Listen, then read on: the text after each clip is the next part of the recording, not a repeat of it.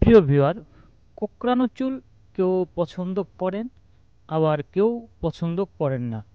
আর যারা কোঁকড়ানো চুল পছন্দ করেন না তাদের কথা ভেবেই আজকে আমি একটি নতুন টিপস নিয়ে আপনাদের সামনে হাজির হলাম। আর আজকের টিপসটি হলো আপনি কোঁকড়ানো চুল কীভাবে সোজা করবেন।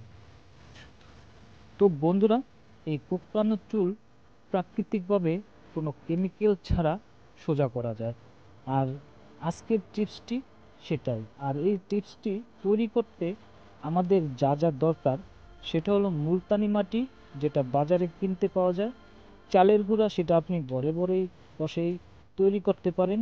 আর হলো শসা এবং ভেজলিন। এই চারটির সমন্বয়ে আপনি একটি টিপ তৈরি করতে পারেন। আর এটি যদি আপনি পর্যায়ক্রমে একটানা 15 দিন ব্যবহার করতে পারেন, তাহলে আপনার কোঁকড়ানো চুল খুব সোজা হয়ে যাবে এবং চুল পড়া বন্ধ হয়ে যাবে। তো বন্ধুরা, ভিডিওটি শুরু করার আগে বলবো, যারা আমার চ্যানেলে আজকে নতুন তারা অবশ্যই আমাদের চ্যানেলটি সাবস্ক্রাইব করে নেবেন এবং পাশে থাকা বেল আইকনটি প্রেস করে দিবেন।